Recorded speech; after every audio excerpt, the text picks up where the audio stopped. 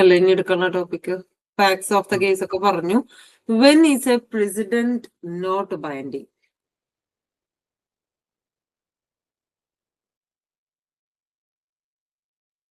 President എന്താന്ന് ഓർമ്മയില്ലേ? നമ്മള് തൊട്ട് മുന്നുള്ള കേസിന്റെ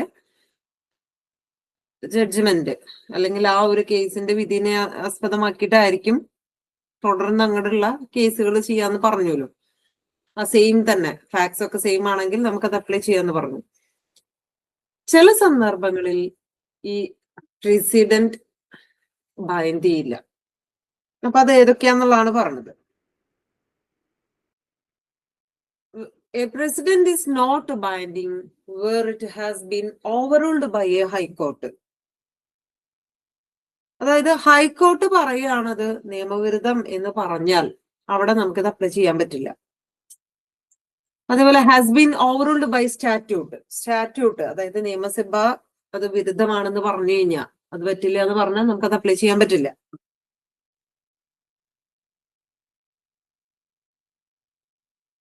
മൂന്നാമത്തെ point was made without proper care or per incuriam. This is where a decision of a court is held to be wrongly decided because the judge was misinformed of the law. A judgment per incurium is not binding and has no authority. ഇതിൽ പറയണത് proper case ഇല്ലാതെ decision എടുക്കുന്നത് ആ ഒരു സിറ്റുവേഷനാണ് പറയണത്. ഇപ്പൊ judge നിയമത്തെ ലോനെ തെറ്റായിട്ട് അതിനെ എക്സ്പ്ലെയിൻ ചെയ്യുകയോ അതേപോലെ തന്നെ കോടതിയുടെ അതായത് കോർട്ടിന്റെ ഡിസിഷനെ തെറ്റായി ഇന്റർപ്രറ്റ് ചെയ്യുകയോ ചെയ്യാം. അത്തരം സാഹചര്യങ്ങളിൽ പ്രസിഡന്റ് ഈസ് നോട്ട് ബൈൻഡിങ്. ഇപ്പൊ എല്ലാം ശരിയാണെന്നില്ല എന്ന് മുന്നിൽ നടത്തുന്ന ഒരു വിധിയാണ്, പക്ഷെ അതില് ജഡ്ജി പറഞ്ഞ പോലെ തെറ്റായ രീതിയിൽ ഒരു ഡിസിഷൻ എടുത്തു എന്ന് വിചാരിക്കുക. അത്തരത്തിലുള്ള പ്രസിഡന്റ് ഒന്നും നമുക്ക് ഇവിടെ ഫോളോ ചെയ്യാൻ പറ്റില്ല. നാലാമത്തെ point can be distinguished from the earlier case, that is the material facts differ. A previous case is only binding in a later case if the legal principle involved is the same and the facts are similar. Where the facts are materially different, then a previous decision does not need to be followed. നാലാമത്തെ പോയിന്റിൽ എന്താ പറയണേ? Material facts different ആണ് എങ്കിൽ അത് previous കേസിനെ current year കേസിൽ നിന്നും ഡിഫറെന്റ് ആക്കും. മനസ്സിലായോ? അത് വ്യത്യാസമായിരിക്കും അല്ലെ? എന്നാൽ ലീഗൽ പ്രിൻസിപ്പിൾ സെയിം ആവുകയാണെങ്കിൽ കുഴപ്പമില്ല. ലീഗൽ പ്രിൻസിപ്പിൾ സെയിം ആവുകയും വേണം, അതിലെ ഫാക്ട് സെയിം ആവുകയും ചെയ്താൽ മാത്രമാണ് പ്രസിഡന്റ് ബൈൻഡ് ചെയ്യുള്ളൂ. ഇനി ഫാക്ട് സിമിലർ അല്ല എങ്കിൽ, അത് മെറ്റീരിയലി സിമിലർ അല്ല എങ്കിൽ കേട്ടോ, അങ്ങനെ വരുവാണെങ്കിൽ പ്രസിഡന്റ് നമുക്ക് ഫോളോ ചെയ്യാൻ പറ്റില്ല. ഇത് നന്നായി വായിച്ച് മനസ്സിലാക്കി വെക്കുക. 4 പോയിന്റ് കേട്ടോ. ഇനി advantages and disadvantages of judicial president. എന്തിനും അഡ്വാൻറ്റേജും ഡിസഡ്വാൻറ്റേജും ഉണ്ട്. അപ്പൊ അഡ്വാൻറ്റേജ് എന്താന്നുള്ള ആദ്യം നോക്കാം. Reaching decision as a result of the doctrine of precedent makes the system consistent. It becomes easier to predict the result of litigation. അതായത് previous ജഡ്ജ്മെന്റിനെ base ചെയ്ത് decision എടുക്കുന്നതിനാൽ ആ ഒരു system consistent ആണെന്ന് പറയാം. കൺസിസ്റ്റൻസി ഫോളോ ചെയ്യുന്നു എന്ന് പറയാന്. അങ്ങനെ വരുമ്പോ എന്തായിരിക്കും? ലിറ്റിഗേഷൻ കുറച്ചുകൂടെ പ്രെഡിക്റ്റ് ചെയ്യാൻ ഈസിയർ ആയിരിക്കുന്ന പറഞ്ഞത്. ലിറ്റിഗേഷൻ ഉദ്ദേശിക്കുന്നത് എന്താ? കേസിനെയാണ് പറഞ്ഞത്. വേറൊരു ടേമാണ് ലിറ്റിഗേഷൻ. രണ്ടാമത്തെ point advantage, it allows the English legal system to be flexible. Decision can be adopted and extended to reflect changes in society. അതായത് ഇംഗ്ലീഷ് ലീഗൽ സിസ്റ്റം ഫ്ലെക്സിബിൾ ആണ്. അപ്പൊ അതിന്റെ റിസൾട്ടായി നമ്മൾ എടുക്കുന്ന ആ ഒരു ഡിസിഷൻ സൊസൈറ്റിയിൽ ചേഞ്ചസ് കൊണ്ടുവരാൻ പറ്റുന്ന തരത്തിലാണ്, ഫ്ലെക്സിബിൾ ആണ്. മൂന്നാമത്തെ point, the law is clear as it is only the ratio decidendi that is followed, it is easy to see what law is being applied. So law clear ആണ്. റെസിഡന്റിക്ക് എളുപ്പത്തിൽ മനസ്സിലാക്കാൻ കഴിയും ഏത് ലോ ആണ് അവിടെ അപ്ലൈ ചെയ്തിട്ടുള്ളത് എന്നുള്ളത്. ഇനി നാലാമത്തെ അഡ്വാൻറ്റേജ് പറയണത് എന്താ? Decision arise from actual events therefore the system is practical. അപ്പൊ ഇവിടത്തെ ഓരോ ഡിസിഷനും നമ്മൾ എടുക്കുന്നത് ആക്ച്വൽ ഇവന്റിനെ ബേസ് ചെയ്തിട്ടാണ്. അങ്ങനെ വരുമ്പോൾ ആ ഒരു സിസ്റ്റം പ്രാക്ടിക്കൽ ആണ്. ഇങ്ങനെ 4 അഡ്വാൻറ്റേജ് ആണ് പറയുന്നത്.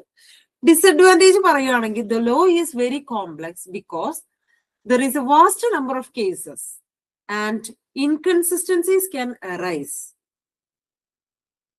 ഇത് ലോ വളരെ കോംപ്ലക്സ് ആണ്. അതിന്റെ കാരണം തന്നെ എന്താ? നമ്പർ ഓഫ് കേസസ് കൂടുതലാണ്. അപ്പൊ നമുക്ക് അതിൽ കൺസിസ്റ്റന്റ് ആണ് എന്ന് പറയാൻ പറ്റില്ല. ഇൻകൺസിസ്റ്റൻസീസ് കൂടുതലാണ്. The same judgment may contain differing and even conflicting arguments, making the president harder to understand and even harder to apply. അതായത് പ്രസിഡന്റ് അത് മനസ്സിലാക്കാൻ എളുപ്പമല്ല, അപ്ലൈ ചെയ്യാനും ബുദ്ധിമുട്ടായിരിക്കും. നമുക്കൊരു കോൺഫ്ലിക്റ്റിലേക്ക് നയിക്കുന്ന തരത്തിലുള്ള കാര്യങ്ങളൊക്കെയാണ് ഇതിൽ വരുന്നത്.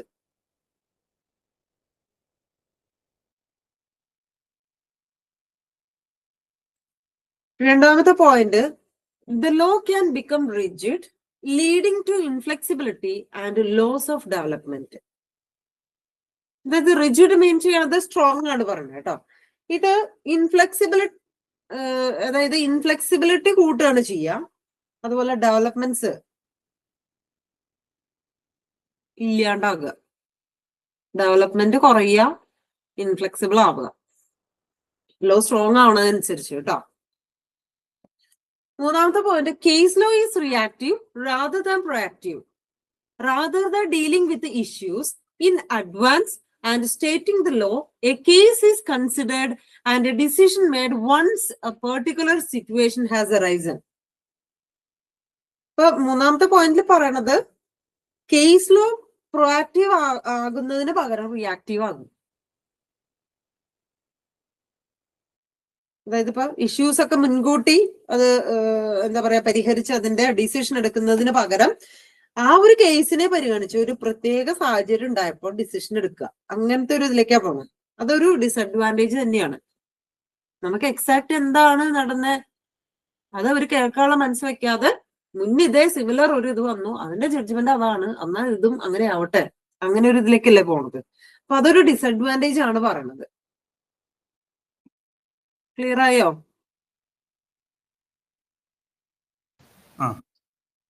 ഇനി test your understanding to which one of the following statement is correct.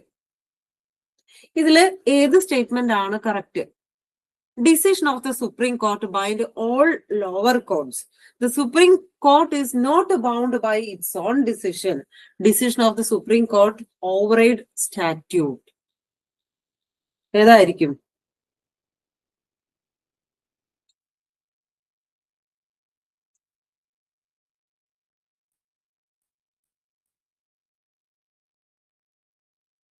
ഏതായിരിക്കും അഹുലെ? ഇൻകറക്റ്റ് ആയിട്ടുള്ളതാ പറഞ്ഞത്. ആദ്യത്തെ രണ്ടെണ്ണം കറക്റ്റ് ആണ്, ഇൻകറക്റ്റ് ആണ്. കാരണം എന്താ പറയാ, സ്റ്റാറ്റ്യൂട്ടിനെ ഓവർറൈഡ് ചെയ്യുക എന്നുള്ളത് എന്തായാലും ചെയ്യില്ല, അത് ഇൻകറക്റ്റ് ആണ്. അപ്പൊ സി ആണ് അതിലത്തെ കറക്റ്റ് ആൻസർ കേട്ടോ. ഇനി legislation, types of legislation. Legislation 2 category പറയുന്നുണ്ട്. ആക്ട് ഓഫ് പാർലമെന്റ് ഉണ്ട്, ഡെലിഗേറ്റഡ് ലെജിസ്ലേഷൻ ഉണ്ട്. Acts of Parliament. Parliament consists of the House of Commons, the House of Lords, the monarch. ഇങ്ങനെ 3 രീതിയിലുണ്ട്.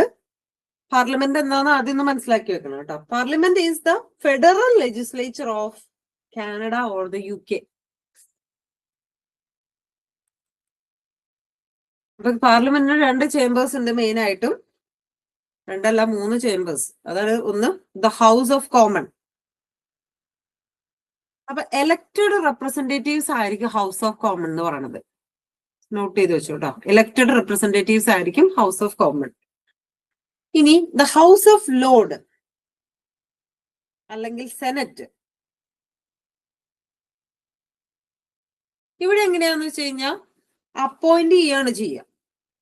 മൊണാർക്ക് ആണെങ്കിലോ കിങ്ഡം എന്ന് പറയൂല്ലോ നമ്മള്, രാജഭരണമായിരിക്കും മൊണാർക്കില്. ഫസ്റ്റത്തെ കേസിൽ ഹൗസ് ഓഫ് കോമൺസിൽ എലക്ടഡ് റെപ്രസെന്റേറ്റീവ്സ് ആണ്. ഹൗസ് ഓഫ് ലോർഡ്സിൽ എങ്ങനെയാ വെച്ച് കഴിഞ്ഞാൽ, അല്ലെങ്കിൽ സെനറ്റ് എന്നും പറയാട്ടോ, മെമ്പേഴ്സിനെ അവിടെ അപ്പോയിന്റ് ചെയ്യുക ചെയ്യാം. മൊണാർക്ക് എന്ന് പറയുമ്പോൾ കിങ്ഡം, രാജഭരണമാണ് ഉദ്ദേശിക്കുന്നത്. ഇതിന്റെ താഴെ, in order to become an act of parliament a bill must go through the following stages in both houses. അതായത് ഒരു ബില്ല് പാർലമെന്റില് ഒരു നിയമം ആകണമെങ്കിൽ, ഒരു ആക്ടായി വരണമെങ്കിൽ അതിന് ചില സ്റ്റേജസ് ഉണ്ട്. അതിൽ ഫസ്റ്റ് സ്റ്റേജ് ആണ് first reading. The name of the bill and its proposer is read out.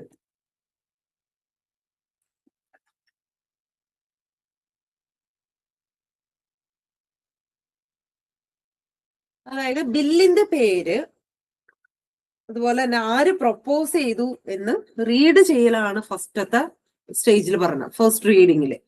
Second റീഡിങ്ങിൽ പറയണത് എന്താ, debate take place on the principles of the bill and it is then voted upon. അതിലെന്താ പറയണത്, ബില്ലിന്റെ കണ്ടന്റിനെ relate ചെയ്ത് discussion നടത്തുകയും debate ഉണ്ടാവുകയും ചെയ്യാണ് അതിൽ ചെയ്യുന്നത്. പിന്നീട് വോട്ടെടുപ്പ് നടത്തി അങ്ങനെയായിരിക്കും അവിടെ ഡിസിഷൻസ് എടുക്കുക സെക്കൻഡ് റീഡിങ്ങിൽ കേട്ടോ. ഇനി തേർഡ് എന്ന് പറയുന്നത് കമ്മിറ്റി സ്റ്റേജ് ആണ്. A smaller number of MPs consider the wording of the bill. This stage can last several months depending on the contentiousness of the bill.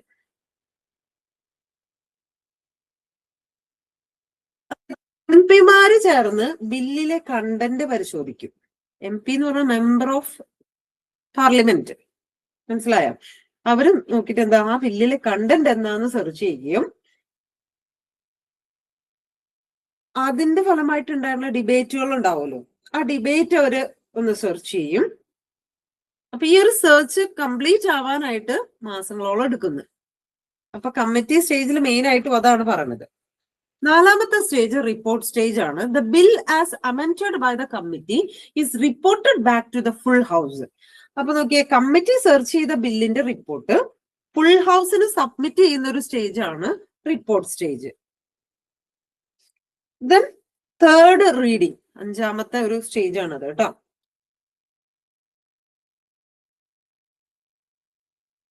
The bill is read for the final time. At the end of this process, in both houses, the bill must receive the royal assent.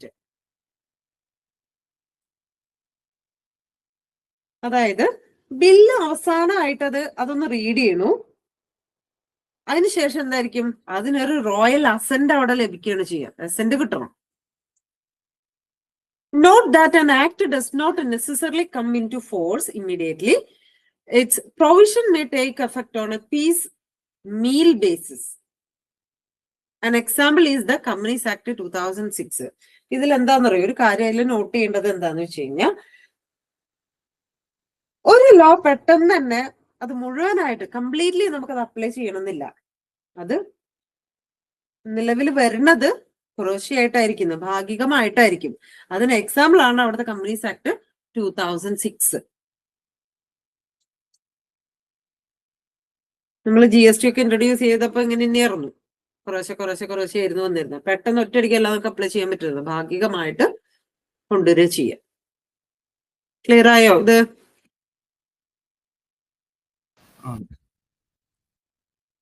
Then doctrine of sovereignty of parliament. അടുത്തത്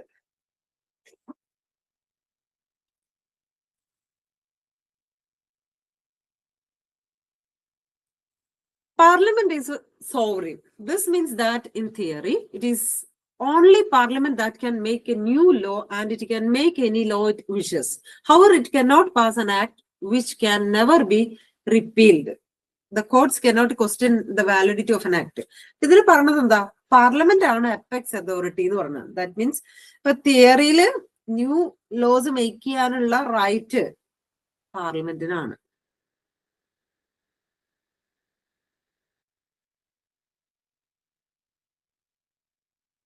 ഇനി നമുക്ക് ഒരിക്കലും cancel ചെയ്യാൻ പറ്റാത്ത തരത്തിലുള്ള loss പാസ്സാക്കാനായിട്ട് പാർലമെന്റിന് കഴിയുന്നു. ഇനി ഒരു ആക്ടിന്റെ വാലിഡിറ്റി കോർട്ട് ക്വസ്റ്റ്യൻ ചെയ്യില്ല. മനസ്സിലായോ? അടുത്ത ഡെലിഗേറ്റഡ് ലെജിസ്ലേഷൻ ആണ് പറഞ്ഞത്. ഞാൻ ഫുള്ള് വായിക്കാൻ നിൽക്കണില്ല, ജസ്റ്റ് ഒന്ന് ഒരു പ്രാവശ്യം വായിച്ചു നോക്കി.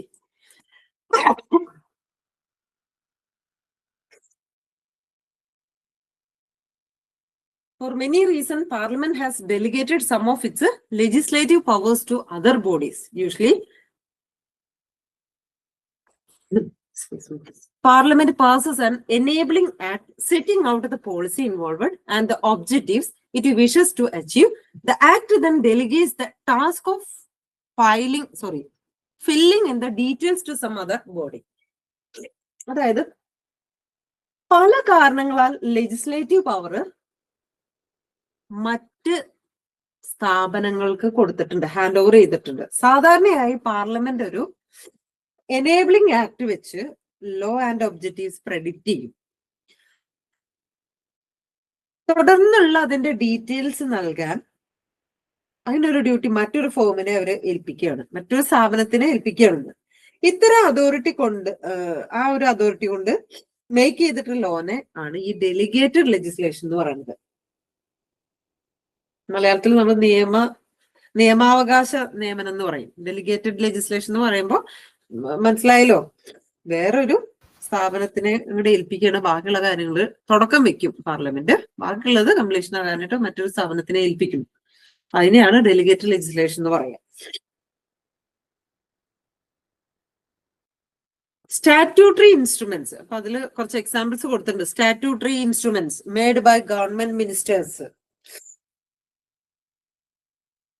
അപ്പൊ സ്റ്റാറ്റ്യൂട്ടറി ഇൻസ്ട്രുമെന്റ്സ് ഉണ്ടാക്കുന്ന ആരായിരിക്കും? ഗവൺമെന്റ് മിനിസ്റ്റേഴ്സ് ആയിരിക്കും. Bylaws made by local authorities. Local authorities ആണ് ബൈലോസ് ഉണ്ടാക്കുന്നത്. Orders in council made by the privy council in the name of the monarch on the advice of the prime minister. അതായത് prime മിനിസ്റ്ററിന്റെ അഡ്വൈസിൽ മൊണാർക്കിന്റെ പേരിൽ privy council ഉണ്ടാക്കുക, അത് order in council ആയിരിക്കുന്നത്. ഇനി delegated legislations has A number of advantages. ഇവിടെയും കുറച്ച് അഡ്വാൻറ്റേജസ് പറയുന്നുണ്ട്. It saves parliamentary time. It may benefit from access to technical expertise, thus leaving Parliament free to consider and debate the underlying principles. ഇതിൽ പറഞ്ഞത് എന്താ? Technical എക്സ്പെർട്ടൈസിന്റെ access ഒരു benefit ആണ്. പാർലമെന്റിന്റെ തിയറിനെ consider ചെയ്യുകയും അതിന്റെ ഡിസ്കഷനെ കുറിച്ചുള്ള കുറച്ചുകൂടെ ഫ്രീ ആകുകയാണ് ചെയ്യുക.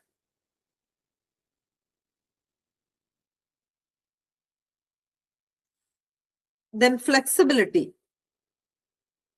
It is quick and easy to make and to change.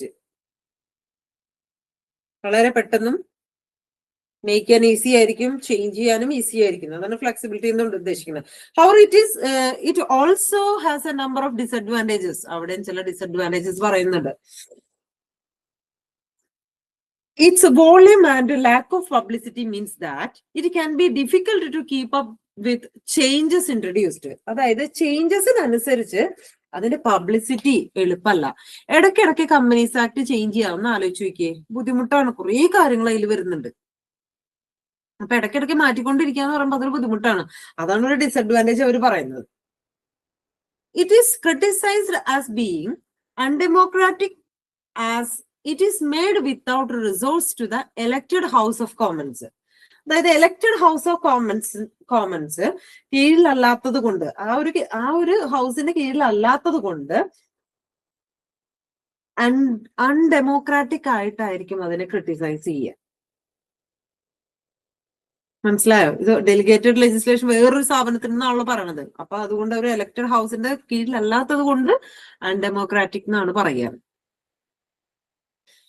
But there are a number of means of controlling delegated legislation.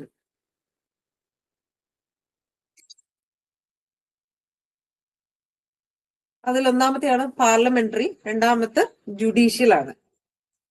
ഇപ്പൊ പാർലമെന്ററി എന്നുള്ളത് ജസ്റ്റ് ഞാൻ പറയാം, ഒന്ന് വായിച്ചു നോക്കിയാൽ മതി കേട്ടോ. അത് കഴിഞ്ഞിട്ട് 1973 മുതൽ സ്റ്റാറ്റ്യൂട്ടറി ഇൻസ്ട്രുമെന്റിൽ പ്രവർത്തിക്കുന്ന ജോയിന്റ് സെലക്ടഡ് കമ്മിറ്റീസിനെ ഉണ്ടാക്കിയിട്ടുണ്ട്. അപ്പൊ അവരുടെ ഫംഗ്ഷൻ എല്ലാ സ്റ്റാറ്റ്യൂട്ടറി ഇൻസ്ട്രുമെന്റുകളും കെയർഫുള്ളി ചെക്ക് ചെയ്യുക, പോളിസിയുടെ ക്വാളിറ്റി മാറ്റേഴ്സും മറ്റ് ഹൗസുകളുടെ ശ്രദ്ധയിൽ കൊണ്ടുവരാനുള്ള റൈറ്റ്, ഇതൊക്കെയാണ് പാർലമെന്ററിയുടെ ഒരു ഇതിൽ പറയണത്, കൺട്രോളിങ് എന്നുള്ള ഒരു ഇതിൽ പറയണത് കേട്ടോ. ഒന്ന് വായിച്ചു നോക്കിയേ.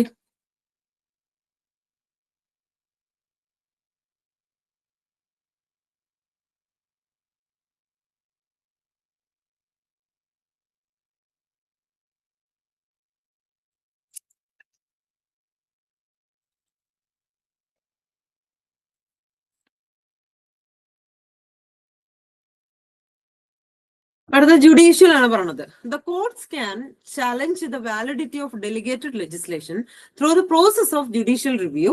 It can be challenged on the grounds that the person making it has acted ultra vires by exceeding their powers outside of the authority granted to them. അപ്പൊ ഇതില് കോർട്ടിന് ചില പോയിന്റുകള് ഡെലിഗേറ്റഡ് ലെജിസ്ലേഷൻ വഴി ക്വസ്റ്റ്യൻ ചെയ്യാൻ കഴിയും.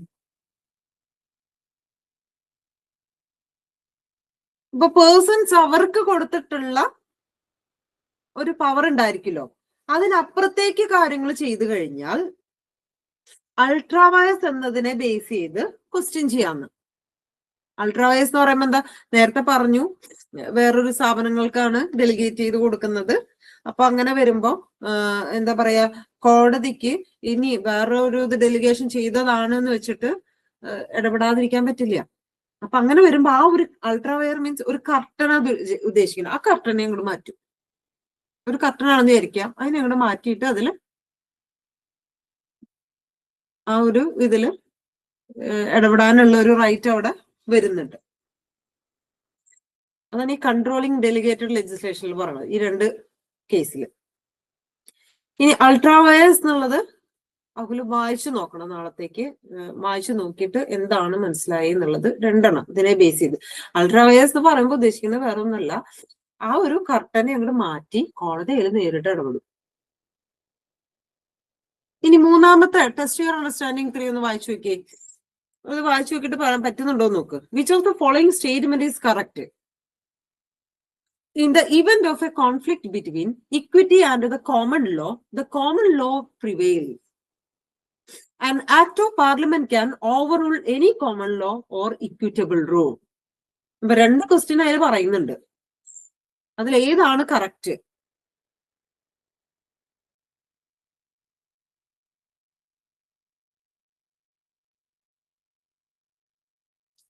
ഒന്നാമത്തെ തെറ്റാണ് അല്ലെ.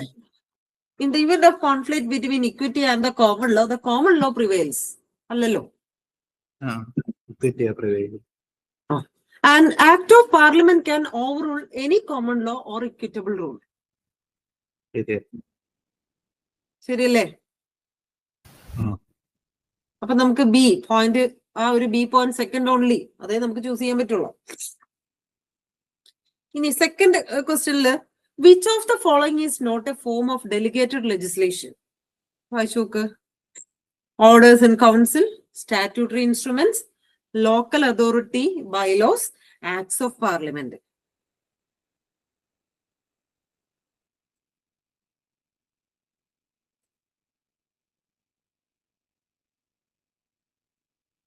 ഇതിൽ ഡെലിഗേറ്റഡ് ലെജിസ്ലേഷൻ അല്ലാത്തത് ഏത്? ഏതോ ഒരെണ്ണം അതല്ല, ബാക്കിയെല്ലാം ഡെലിഗേറ്റഡ് ലെജിസ്ലേഷൻ ആണ് പറഞ്ഞത്. ഓക്കെ, ആൻസർ ചെയ്യാൻ പറ്റും. ഓക്കെ. അടുത്തത് റൂൾ ഓഫ് സ്റ്റാറ്റ്യൂട്ടറി ഇന്റർപ്രിട്ടേഷൻ. അതിൽ ഇൻട്രൊഡക്ഷൻ ആവണമെന്നില്ല, ഇന്റർപ്രിട്ടേഷൻ ആയിരിക്കണം കേട്ടോ അത് heading. The process by which judges assign meaning to ambiguous words or phrase in statute is called the interpretation of statutes. അതായത് ചില words that is law terms ഉണ്ടാകും. ഇപ്പൊ അതിനൊരു എക്സാമ്പിള്, നമ്മുടെ ഇപ്പൊ ഇന്ത്യൻ ലോയില് കൺസെൻസ് അഡ് ഇഡം ഒരു ഒരു ലോ ടേം ആണത്. കൺസെൻസ് അറ്റ് ഇടം അതിനെ എക്സ്പ്ലെയിൻ ചെയ്യുന്നുണ്ട്. അത് പറയാൻ ഉദ്ദേശിക്കുന്നത് വേറെ ഒന്നുമല്ല, മീനിങ് ഐഡന്റിറ്റി ഓഫ് മൈൻഡ്, അതാണ് മീൻ ചെയ്യണത്. അതേപോലെ ക്യുഡ് പ്രോ അങ്ങനെയുള്ള പല ടേംസുകളുണ്ട്. ഇത്തരം വേർഡ്സിന്റെ മീനിങ് ആണ് ഇന്റർപ്രിട്ടേഷനിലൂടെ നമുക്ക് കിട്ടുന്നത്. Judges can use certain aids, rules, and a presumption to help them assign a meaning to a word. ഇപ്പൊ നമ്മളിപ്പോ ഡിക്ഷണറി നോക്കുമ്പോ ഡിക്ഷണറിയിലും ഉണ്ടാവുമല്ലോ, ഷോർട്ട് ഫോം ഉണ്ടായിരിക്കും, അതിന്റെ ഫുൾ ഫോം ആയിട്ട് താഴെയായിട്ടോ അല്ലെങ്കിൽ ബാക്ക് പേജോ ഒക്കെ ഫോളോ ചെയ്യുന്നുണ്ട്. അതേപോലെ തന്നെ ലോയിൽ ഇങ്ങനത്തെ ചില വേർഡ്സ് ഉണ്ടെങ്കിൽ അതിന്റെ എക്സ്പ്ലനേഷൻ ആണ് ഈ ഇന്റർപ്രിട്ടേഷൻ എന്നുകൊണ്ട് ഉദ്ദേശിക്കുന്നത്. എയ്ഡ്സ് ടു ഇന്റർപ്രിട്ടേഷൻ എന്തൊക്കെയാണ്? The court can use the following aids to help them interpret a statute. അപ്പോ ഒരു സ്റ്റാറ്റ്യൂട്ട് ഇന്റർപ്രിറ്റ് ചെയ്യാനായിട്ട് 4 എയ്ഡ് ആണ് അവിടെ എയ്ഡ്സ് ആണ് പറയുന്നത്. First, the legislation itself, that is it's definition section. രണ്ടാമത്, ജുഡീഷ്യൽ പ്രസിഡന്റ്.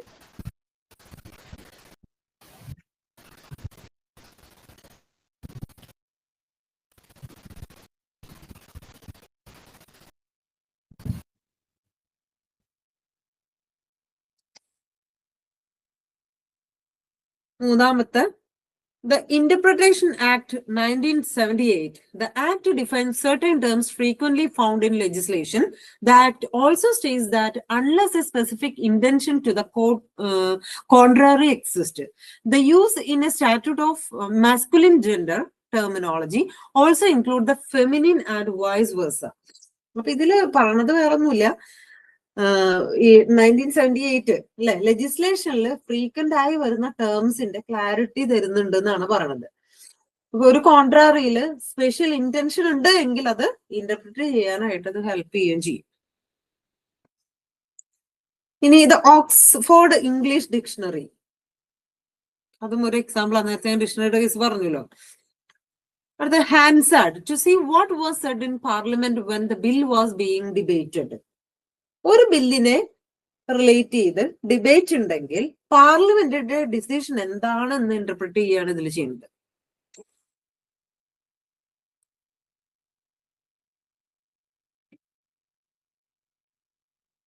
അപ്പൊ ഇങ്ങനെയുള്ള സ്റ്റേറ്റ്മെന്റ്, ഇങ്ങനെയുള്ള കാര്യം റെഫറൻസ് ആയിട്ടൊക്കെ യൂസ് ചെയ്യാം.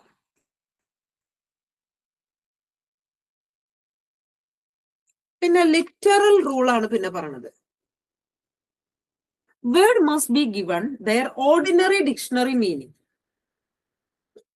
even if this produces an undesirable outcome. അതായത് ഒരു വേർഡ് അൺഡിസൈറബിൾ ഔട്ട്കം തരുന്നു എങ്കിലും ആ വേർഡിന് ഒരു ഡിക്ഷണറി മീനിങ് നൽകേണ്ടതാണ്. അതാണ് ഈ ലിറ്ററൽ റൂൾ എന്നുകൊണ്ട് ഉദ്ദേശിക്കുന്നത്. ഒരു കേസ് സ്റ്റഡി കൊടുത്തിട്ടുണ്ട്, ഫിഷർ വേഴ്സസ് ബെൽ. 1961 ഉണ്ടായിട്ടുള്ള ഒരു കേസിനെ ആസ്പദമാക്കിയിട്ടുള്ള ഫാക്ട്സും കാര്യങ്ങളൊക്കെയാണ് അതിൽ കൊടുത്തിരുന്നത്. The court had to consider the meaning of the wording offer for sale. It was an offense to offer for sale offensive weapons. A shopkeeper had flick knives with the price tags attached on display in his shop window. എന്താ അത് മനസ്സിലാക്കണ പുല്ലിന്?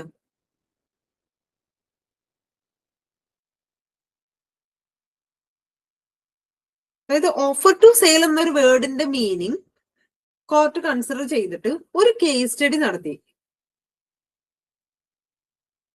Held, the court applied the fundamental principle of contract law in a literal fashion, accepting that the display of flick knives was an invitation to trade. It was the customer who made an offer to buy. In consequences, the shopkeeper was found not to be acting illegally. The aim of Parliament, however, had been to prevent sale of offensive weapons. എന്താ മനസ്സിലായതിന്ന്?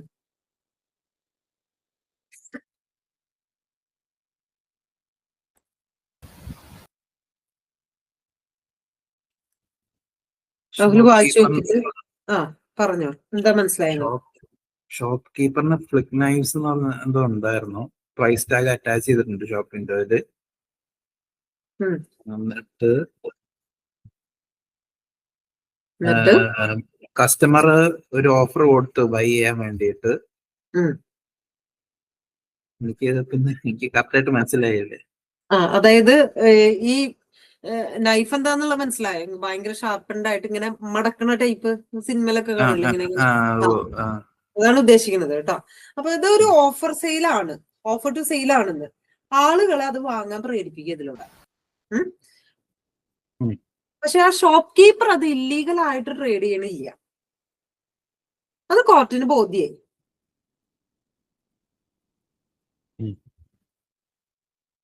എന്നാൽ പാർലമെന്റിന്റെ aim എന്താ? Offensive വെപ്പൺസിന്റെ sale prevent ചെയ്യുക എന്നുള്ളതാണ്.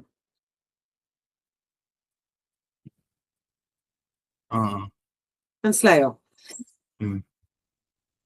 ഇങ്ങനെ ഒരു ഇത് നമുക്ക് എന്താ പറയാ, ഇല്ലെങ്കിൽ കടകളിലും എല്ലാ ചെറിയ ചെറിയ ഷോപ്പുകളിലും ഇങ്ങനെയുള്ള കാര്യങ്ങളൊക്കെ കിടക്കും. കുട്ടികൾ വാങ്ങും, അത് മിസ്യൂസ് ചെയ്യും, ഇല്ലേ?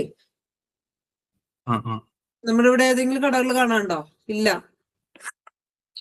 പക്ഷെ ആ കടക്കാരൻ അതൊരു ഓഫർ ഇട്ടിട്ട് ചെയ്തു. പക്ഷെ അത് ഓഫർ ഫോർ സെയിൽ, ആളുകൾ അട്രാക്ട് ചെയ്യാൻ വേണ്ടിയിട്ടാണെന്ന് പറഞ്ഞു. അതില് ഇല്ലീഗൽ ആയിട്ട് ട്രേഡ് ചെയ്യാന്നുള്ള ഉദ്ദേശത്തിലല്ല അയാൾ ചെയ്തേക്കുന്നത്. മനസ്സിലായോ? അയാൾക്ക് ചിലപ്പോ ലൈസൻസോ കാര്യങ്ങളോ ഉണ്ടാവാതിരിക്കാം. ഓക്കെ, അതാണ് പാർലമെന്റ് ഒഫൻസീവ് വെപ്പൺസ് നമ്മൾ സെയിൽ ചെയ്യാന്നുള്ളത്, എന്താ പറയാ, അത് പ്രിവെന്റ് ചെയ്യാന്നുള്ളതാണ് ഉദ്ദേശിക്കുന്നത് കേട്ടോ. അല്ലെങ്കിൽ എല്ലാ കൊച്ചുകുട്ടികളുടെ കയ്യിൽ ഇതൊക്കെ വരും. ഇനി ഗോൾഡൻ റൂൾ ആണ്. ഇതിലിപ്പോ എല്ലാ കേസ് സ്റ്റഡീസും ഞാൻ പറയാൻ നിൽക്കണില്ല. അഹുലൊന്ന് വായിച്ചു നോക്കണം. കാരണം എന്താണെന്നറിയും, നമ്മൾ കുറെ കാര്യങ്ങൾ നമ്മൾ പഠിക്കും. ഇതിൽ കേസ് സ്റ്റഡീസ് വെച്ചിട്ട് പഠിക്കുകയാണെങ്കിൽ കുറച്ചുകൂടി ഈസി ആയിരിക്കും പഠിക്കാൻ. അപ്പൊ അഹുൽ അതൊന്ന് സെർച്ച് ചെയ്യണം, എന്താന്ന് കാണണം. കിട്ടിയില്ലെങ്കിൽ എന്നോട് പറയാ. അതൊരു ടാസ്ക് ആയിട്ട് തരാം. വേറെ വർക്കൊന്നും ഇല്ലല്ലോ, നമുക്ക് ഹോംവർക്ക് തരാനൊന്നും ഇല്ല. അപ്പൊ ഞാൻ ഇതായിരിക്കും മിക്കവാറും തരിക. കുറച്ചൊക്കെ ഞാൻ പറയും, കിട്ടാത്തുണ്ടെങ്കിൽ പറഞ്ഞാൽ ഞാൻ പറഞ്ഞു കേട്ടോ. അപ്പൊ അത് നമ്മൾ ഒരിക്കലും അത് മറക്കില്ല. ഗോൾഡൻ റൂൾ ആണ് പറയുന്നത്. Where the literal rule gives more than one meaning or provides an absurd result, the golden rule is used to ensure that preference is given to the meaning that it does not result in the provision being an absurdity. ഇതിൽ എന്താ പറയുന്നത്? Literal rule അതിന് more than one meaning ഉണ്ടെങ്കിൽ അവിടെ ആയിരിക്കും golden റൂളിന്റെ application വരിക. അതായത് ഒരു അസംബന്ധമാകാത്ത മീനിങ്ങിന് പ്രയോറിറ്റി കൊടുക്കുക എന്ന് പറയും. അതായത് മണ്ടത്തരമല്ലാത്ത ഒരു മീനിങ് ഉണ്ടെങ്കിൽ അതിന് പ്രയോറിറ്റി കൊടുക്കുക. ഞാൻ ഈ ഗോൾഡൻ റൂൾ പറഞ്ഞു. അപ്പൊ ഇതിലൊരു കേസ് സ്റ്റഡി പറയുന്നുണ്ട്, ആഡ്ലർ വേഴ്സസ് ജോർജ്.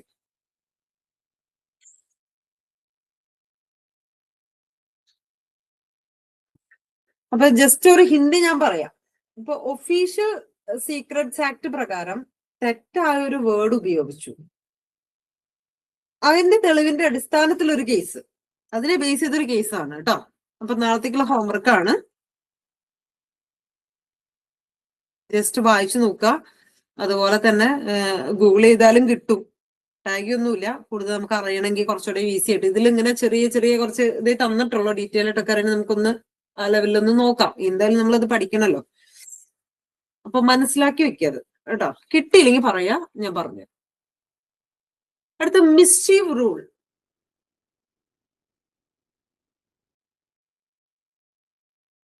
ഇതിൽ എന്താ പറയുക? Use to interpret a statute in a way which provide a remedy for the mischief the statute was enacted to prevent. അതായത് ഒരു മിസ്ചീവിന് റെമഡി നൽകുന്ന വിധത്തിൽ സ്റ്റാറ്റ്യൂട്ടിന് ഉപയോഗിക്കണം എന്നുള്ളതാണ് പറഞ്ഞത്.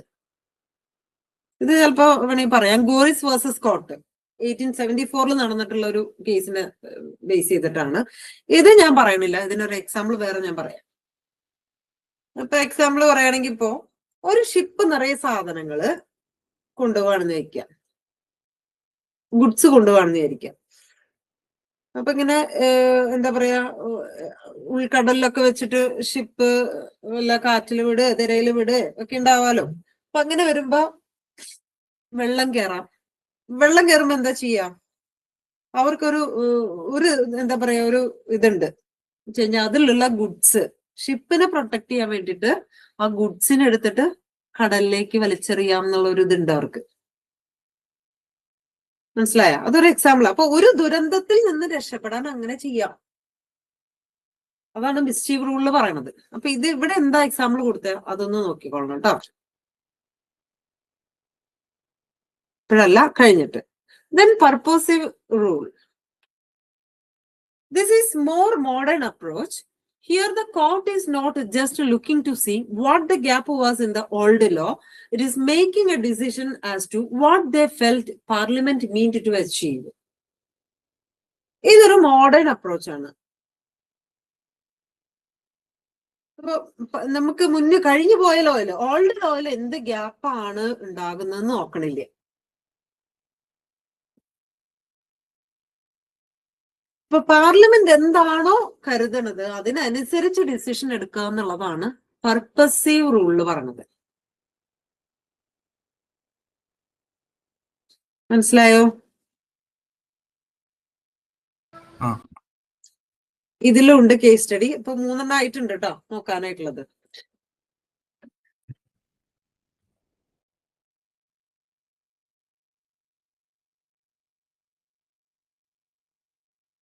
അടുത്തത് ഇസിഡം ജനറിസ്. General word means the same kind of things as the specific words they follow. ഇവിടെയും ഒരു കേസ് സ്റ്റഡി തന്നിട്ടുണ്ട്.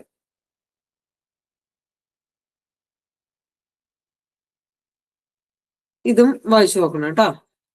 നാളേക്ക് നമ്മളത് ഡിസ്കസ് ചെയ്യും. അവർക്ക് ഇങ്ങോട്ട് പറയണം നോക്കണ്ടോന്ന്. Then expressio unius exclusio alterius. വായിക്കാൻ കുറച്ച് പാടുണ്ട്. Where a statute seeks to establish a list of what is covered by its provision, then anything not expressly included in that list is specifically excluded. ആദ്യം തന്നെ statute എന്തൊക്കെയാണ് provisions എന്തൊക്കെ establish ചെയ്തിട്ടുള്ള list നോക്കുക. അതിലേതെങ്കിലും exclude ചെയ്തിട്ടുണ്ടെങ്കിൽ അല്ലെങ്കിൽ അത് എന്താ പറയുക ഇൻക്ലൂഡ് ചെയ്യാത്തതുണ്ടെങ്കിൽ അതിനെ സ്പെസിഫിക്കലി എക്സ്ക്ലൂഡഡ് ആയിട്ടാണ് മാറ്റുക. പിന്നെ പ്രിസംപ്ഷൻ ആണ് പറഞ്ഞത്.